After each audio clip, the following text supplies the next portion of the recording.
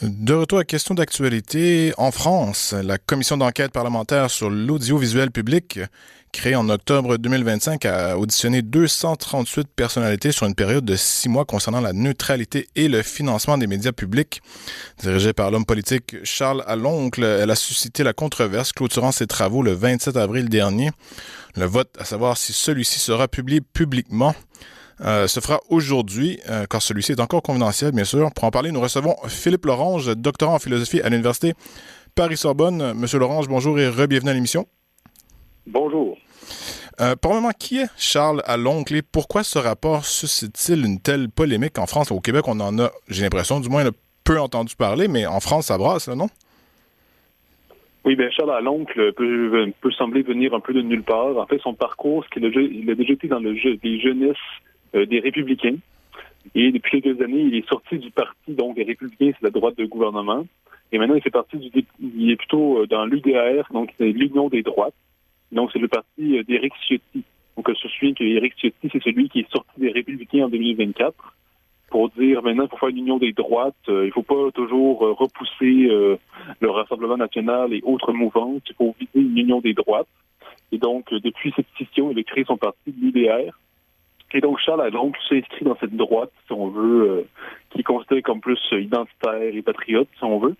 Et donc, c'est lui qui a conduit cette commission sur l'audiovisuel public. Il faut savoir que l'audiovisuel public, coûte 4 milliards d'euros chaque année à l'État français, ce qui représente à peu près 6 milliards de dollars canadiens. Et donc, justement, pendant plusieurs mois, donc Charles Aloncle, 32 ans, a fait cette enquête, a eu dans sa commission toutes sortes de gens de l'audiovisuel, non seulement du public, mais également du privé. Et il a reçu récemment, par exemple, Vincent Bolloré du groupe CNews, qui détient également d'autres médias et maintenant la maison d'édition Grasset par ailleurs. Et donc, ce qu'on sait, c'est que donc il veut sortir son rapport, mais ce que peut faire la commission, ou comment dire, les députés qui sont présents dans la commission, c'est qu'ils peuvent censurer le rapport. Donc, ils peuvent décider que le rapport ne sera jamais publié. On doit juste préciser que ce rapport fait presque 400 pages. Et que donc il porte notamment, parce que bon, Charles Aloncle, c'est pas comme un juge, c'est vraiment un député qui a dirigé cette commission. Et c'est pas tout à fait comme au Québec quand on fait une commission d'enquête, quand il y a quelqu'un comme, mettons, la juge France Charbonneau ou autre, et souvent on verra pas ces gens-là dans les médias par la suite. On les verra pas parler de leur commission dans les médias, dans les entrevues. Or, Charles Aloncle se permettait de parler dans les médias, de dire qu'est-ce qu'il voyait dans les commissions, qu'est-ce qu'il dénonçait. Et donc, il y avait souvent des gens qui disaient, mais au fond, ce que vous faites, c'est juste la promotion de votre personne. Vous avez un ton plus polémique. Vous cherchez juste à faire de la provocation. Évidemment, lui se défend en disant, au contraire, je fais juste une enquête objective. Parce qu'en fait, non seulement il s'en prend à un certain biais plus à gauche de l'audiovisuel public. Donc, il constate que, par exemple, plusieurs personnes bien placées sont des gens qui font parfois des dons à des partis de gauche ou qui vont à des rassemblements, à des meetings politiques de gauche. Mais l'enquête comme telle ne porte pas seulement là-dessus. Ce qui fait beaucoup, c'est de discuter. Et c'est peut-être une des raisons pourquoi il y en a qui veulent faire une censure du rapport, c'est qu'il s'en prend beaucoup aussi à des gens qui ont du pouvoir et qui auraient un peu détourné les fonds, qui auraient abusé des comptes publics pour faire un peu n'importe quoi. Donc, que ce soit pour des dépenses de taxi, pour des dépenses de réception, d'hôtels, des salaires qui auraient augmenté. Donc, c'est vraiment une enquête qui peut beaucoup déranger dans le milieu de l'audiovisuel public. Et donc, on comprend qu'il y a beaucoup de gens qui ont intérêt à ce que rien ne sorte. Mais pourquoi la gauche, plus spécifiquement, dénonce une instrumentalisation politique, je dirais, là vous parlez d'abus fiscaux, là, si je peux dire, du moins financiers dans leur nature, mais la gauche ici semble, je dis la gauche globalement, c'est peut-être pas toute la gauche là, essentiellement, mais semble à dénoncer une instrumentalisation politique de la chose. Pourquoi il y aurait une instrumentalisation politique de ce rapport? Je pense que c'est un peu, comment dire, je pense Ça sent la qu'il y droite, en en a qui gros? ont peur. Oui, c'est-à-dire que déjà, de un, lui, il est de droite. Donc, puis c'est Ouais. pas une droite, c'est pas la droite de gouvernement des Républicains, ce n'est pas le centre droit. Donc, déjà, on peut le voir comme justement celui qui serait d'une droite radicale, qui veut tout faire chambarder, donc qui serait peut-être vendu à Bolloré, tout ça. Alors, donc, ce qui se passe, c'est que l'audiovisuel public, au fond, c'est comme un peu au Canada, puis on peut voir ça ailleurs. C'est-à-dire, c'est beaucoup plus à gauche, de tendance de gauche. Que l'on aime ou non, c'est simplement un constat qu'on peut faire. Qu'on regarde, par exemple, que ce soit justement donc tout ce qui est France Info, télévision, justement, il y a toujours un biais qui est plus de gauche. Donc, souvent surtout qu'on parle de personnes qui sont plus à droite, on va parler de l'extrême droite. Alors que ceux qui sont à gauche ne sont pas qualifiés nécessairement d'extrême gauche. Il y a des thèmes qui sont plus propres à la droite qu'on va tendance à diaboliser. On va avoir tendance à censurer certains faits ou toujours à dédramatiser. Ou par exemple, un classique français, c'est par exemple, il y a des émeutes quelque part où il y a des violences. Et là, le nom fictif qu'on donne, c'est un nom typiquement français de souche, ou genre un Kevin ou un Mathéo. Alors, tu sais, il y a toujours cette censure qui est présente dans l'audiovisuel public. Et ce que dit Charles Aloncle, donc dans différentes interventions, c'est qu'il dit, en fait, il ne s'oppose pas au fait qu'il y ait ce genre de médias. Et l'affaire, c'est que c'est financé par le citoyen. C'est le citoyen qui paye par ses taxes, par ses impôts, pour des médias qui, finalement, ont un biais assez important, assez visible. Donc, selon lui, il faut faire une enquête sérieuse là-dessus parce que la mission de l'audiovisuel public, c'est d'être plus impartial, plus neutre. Ben, c'est la question que j'allais poser. Vous semblez décrire une certaine télévision financée par le public au Canada, ou médias, je devrais dire, pas juste une télévision. Quelle est la différence entre le financement public des médias, de la presse en France, et le financement public, soit directement ou indirectement par des évitements, pas des évitements, mais des incitatifs fiscaux qu'on donne à différentes agences de presse ou médias au Canada? Est-ce qu'il y a vraiment et bien sûr, on a la même critique, ou plusieurs du monde, la même critique au Canada qu'en France, dans le sens où, bon, bien sûr, les services publics semblent être orientés, idéologiquement parlant. Est-ce qu'il y a une différence où le Québécois moyen peut se reconnaître dans ce débat-là, dans le sens qui n'est pas nécessairement très différent de celui de la France, mais l'ampleur, par contre, est peut-être différente, là? Je pense qu'on peut tout à fait se reconnaître là-dedans. C'est-à-dire qu'évidemment, il y a des cultures qui sont différentes. Après, je connais pas les modalités précises du financement comme tel. Mais après, c'est de l'audiovisuel public. Donc, évidemment, c'est financé par l'État. Et donc, ça a un avantage considérable par rapport aux médias privés. Donc, on peut tout à fait se reconnaître. Et je pense que, justement, si on regarde du côté québécois, on regarde, par exemple, Radio-Canada peut se permettre de ne pas avoir de publicité à la radio et dans d'autres sphères, alors que les médias privés sont obligés d'avoir la publicité, par exemple. Donc, il y a clairement un avantage considérable pour le média public. D'autant plus que, par exemple, si on regarde France Info TV, c'est une des choses qui ressort un peu de l'enquête, c'est que les dépenses pour France Info TV ont pratiquement doublé en 7 ans, mais c'est moins de 1% des téléspectateurs qui regardent cette chaîne. Donc, c'est vraiment très peu de gens. Et donc, si ça continue de vivre, c'est purement par le denier public. Donc, je pense qu'on peut tout à fait se reconnaître parce que même ici au Québec, parfois Radio-Canada n'aura pas nécessairement toujours d'immenses codes d'écoute, mais ça fonctionne toujours. Même chose pour Télé-Québec. Même chose pour la CBC, pour le Canada anglais. C'est une chaîne qui ne prend pas beaucoup, mais qui a le financement public, donc ça fonctionne. Alors, je pense que le parallèle peut tout à fait fonctionner, d'autant plus que dans le cas québécois, il y a aussi, évidemment, je pense, ce biais plus à gauche, ce biais plus pro-gouvernemental, pro-libéral. Alors, je pense que d'un continent à l'autre, nous avons un peu des problèmes semblables, mais en l'occurrence, pourquoi il y aurait une censure du rapport comme tel? Je pense que c'est non seulement à cause de dénonciation d'un député de droite qui dénoncerait qui serait, trop tendancieux dans sa lecture, mais aussi c'est parce que, il y a des gens bien placés qui veulent garder leur salaire et leurs avantages. Donc, il y a des gens bien placés qui ont intérêt à ce que ça ne sorte pas. Oui, bon, tout à fait. Mais je pense à haute voix ici, là, mais une censure d'un tel rapport, admettons, là, qui serait biaisé idéologiquement parce que M. Aloncle, certains ont crochus avec une certaine droite, admettons, on pourrait dire la même chose de la gauche, mais n'empêche un rapport qui est, entre guillemets, ou une commission d'enquête qui était officielle, donc de l'État français, du gouvernement français, le censurer, rendu là, me semble, paraîtrait extrêmement mal pour l'État français. C'est comme si l'État ne voulait pas que ses citoyens sachent les conclusions qu'eux-mêmes en ont tirées par la suite. Là. Ça me semble un peu... est-ce qu'on sait un peu, parce que je crois que le vote prend place aujourd'hui, est-ce qu'on a des indications à savoir si ça va passer ou non, si ça va être divulgué ou non? Et pour le moment, à l'heure que je vous parle, c'est un peu difficile de savoir. J'ai écouté plusieurs entrevues, j'ai lu plusieurs articles. Il y a comme rien de sûr de ce côté-là. On va peut-être le savoir dans les prochaines heures. Mais C'est sûr qu'en effet, comme vous dites, ça peut tout à fait contribuer à cette rupture de la confiance des citoyens envers le gouvernement. Ah oui. Parce que si on veut censurer un rapport, c'est peut-être parce qu'il y a des choses importantes à dire. C'est ça.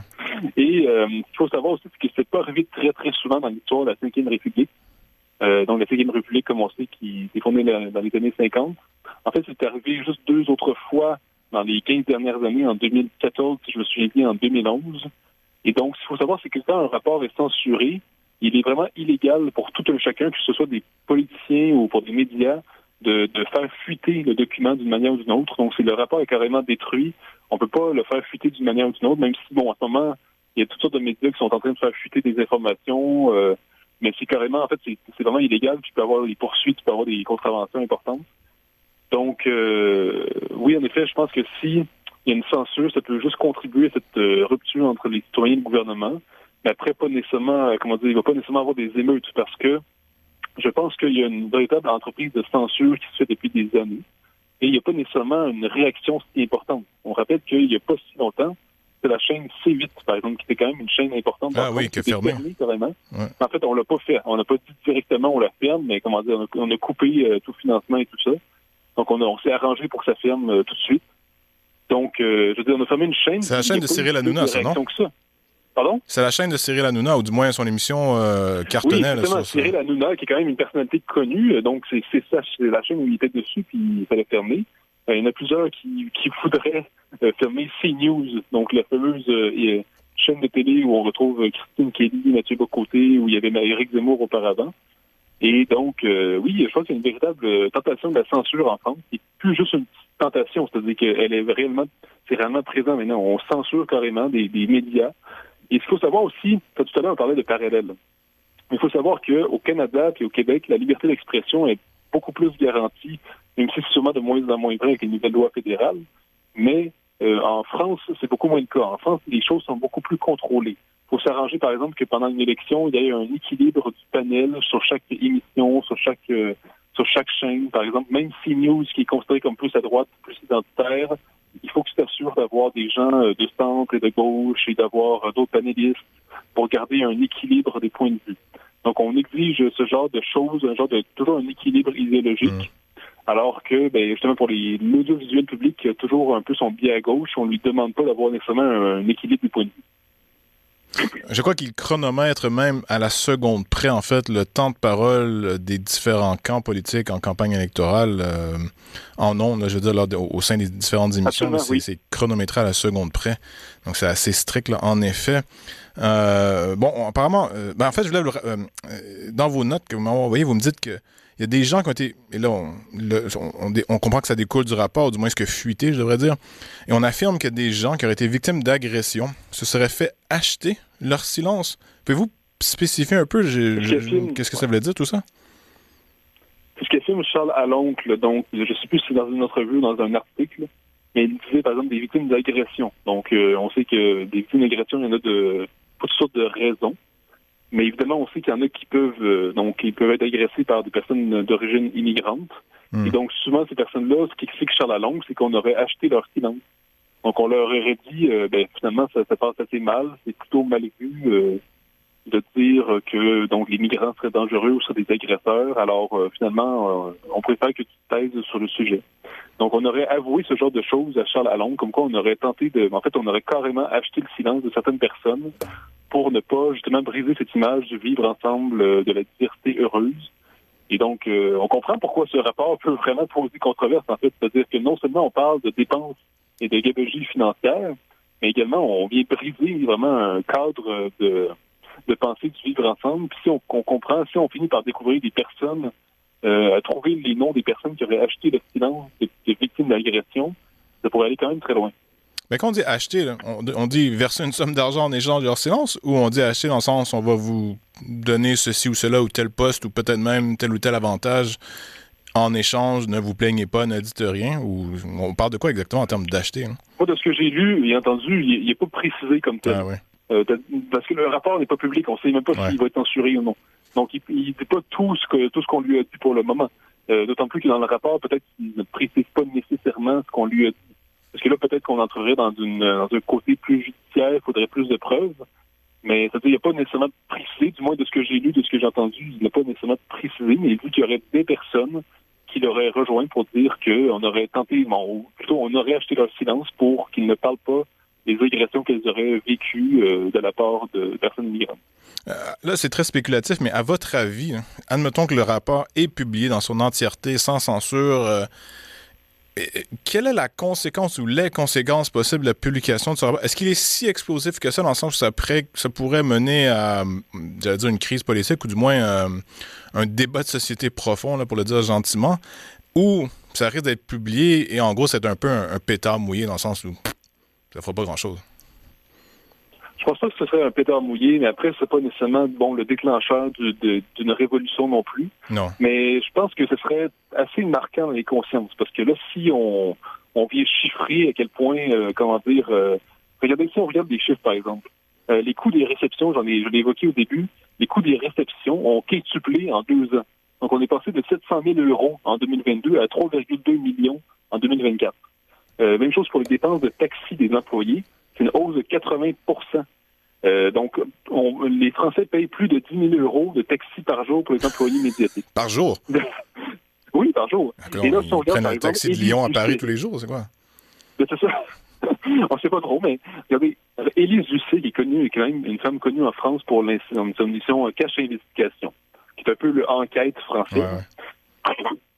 Et donc, Élise Lucet, qui fait beaucoup d'enquêtes sur les multinationales, sur les grandes entreprises, sur des politiciens qui seraient corrompus et tout ça. Donc, qui est un peu la passionnariat de la transparence, des données publiques bien investies.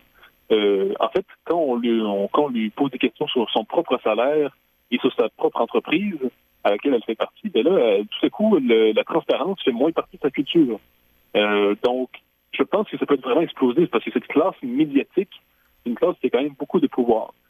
Souvent, on dit qu'en démocratie, les médias, c'est un peu le 4e pouvoir. Mais moi, je fais partie de ceux qui disent que c'est quasiment le premier pouvoir, parce que c'est le pouvoir qui décide de quels sont les faits importants et quels sont les faits anecdotiques.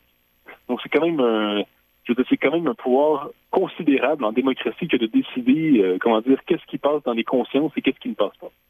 Oui, tout à fait. Je vais vous soumettre la thèse suivante. J'ai l'impression qu'une des réticences, pour le dire gentiment, à la publication de ce rapport est que certaines personnes, notamment à gauche ou peut-être même au centre droit, pensent que ça bénéficierait grandement au Rassemblement national alors qu'on approche des présidentielles de 2027. Oui, pardon. Est-ce que ça a du sens ou je me trompe complètement? Hein? Oh, mais tout à fait. Non, mais j'oubliais de le préciser, mais oui, mais tout à fait, c'est une hypothèse absolument convaincante parce qu'il y a beaucoup de gens de centre et de gauche qui s'imaginent que le Rassemblement national, c'est l'équivalent du nazisme ou du fascisme dans le meilleur des cas. Donc, c'est sûr qu'un rapport comme celui-là pourrait très clairement aider la droite et le Rassemblement national de manière générale. Alors, sûrement qu'il y a cette tentation de dire on va censurer pour ne pas que la catastrophe arrive en 2027. D'autant plus que c'est cette même logique qui conduit beaucoup de gens à censurer des événements depuis plus de 20 ans, en fait. Justement, toute cette idée d'acheter le silence de victimes d'agression qu'on retrouve peut-être en France, en l'occurrence, mais aussi au Royaume-Uni avec les grooming gangs. C'est cette idée que, justement, il ne faut pas parler de ces faits-là parce que ça nourrit l'extrême droite, ça nourrit cette montée du fascisme, cette montée des populismes. Donc, il faut éviter de parler de certains faits pour éviter que l'extrême droite prenne le pouvoir. Donc, je pense que dans la question de ce rapport de Charles Allonge sur l'audiovisuel public, on revient à cette idée qu'il faut censurer pour éviter que la bête immonde fasciste prenne le pouvoir. Et bon, dernière question, à quoi ressemblerait une telle commission au Canada? On en a parlé un peu, là, mais si on devait littéralement le faire, avoir une commission publique, bon, le format serait différent, ça serait pas mené par un homme ou une femme politique, mais sur probablement un juge, là, mais qu'est-ce qui arriverait si on ferait la même chose au Québec et au Canada? Je pense qu'on développerait beaucoup de choses. Je pense qu'il faudrait, au Québec, je pense qu'on a réellement besoin d'une enquête sur Radio-Canada et Télé-Québec. Parce qu'ils sont très clairement tendancieux plus à gauche. Et également, il faut savoir, peut-être qu'il y a des choses à gratter du côté des finances, du côté des dépenses. Puis il y a des décisions aussi qui sont inexplicables. Il faudrait que ça passe en cours, pas en cours, mais en commission. Je pense notamment à la fermeture de l'émission des Francs-Tireurs à Télé-Québec, qui est fermée en 2021, si je me souviens bien. Les Francs-Tireurs, c'est une émission qui existait depuis plus de 20 ans et qui fonctionnait bien. Donc, il y avait un auditoire, ça fonctionnait bien. Et du jour au lendemain, le nouveau dirigeant de Télé-Québec dit « Je ferme votre émission, merci, bonsoir ». Et par la suite, on a vu Télé-Québec se gauchiser de plus en plus.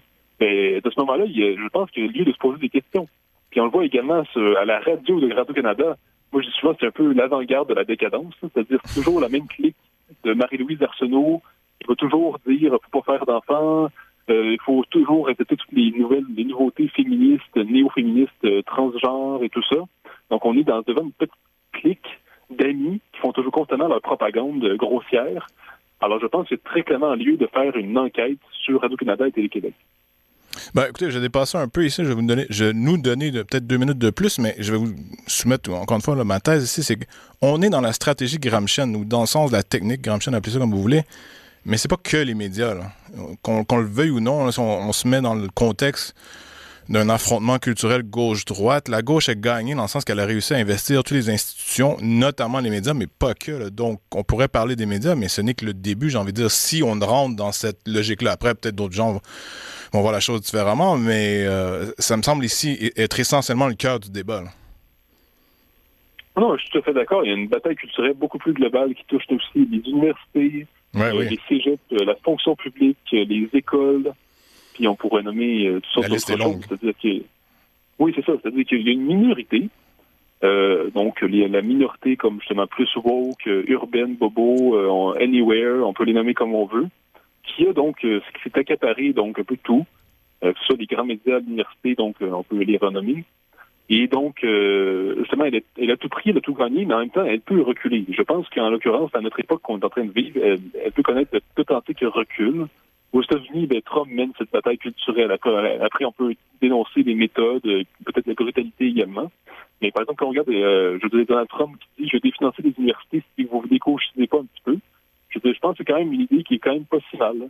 Puis, on pourrait, la bataille culturelle doit se faire pour vrai. Parce que pour le moment, tout ce que peut faire le peuple, c'est prendre le pouvoir politique. Et le pouvoir politique, ça ne suffit pas du tout. Si on veut vraiment faire inverser le cours des choses, je pense qu'on ne peut pas se limiter à gagner des élections. Il faut aussi gagner justement cette bataille institutionnelle qui est vraiment cruciale. Philippe Lorange, doctorant en philosophie à l'Université Paris-Sorbonne, un grand merci. Merci. À tous ceux qui nous écoutent, merci également à la technique Daniel Fortin. On vous rappelle que l'émission est en rediffusion à 17h du lundi au jeudi. On vous donne rendez-vous demain à la même heure. Bonne journée.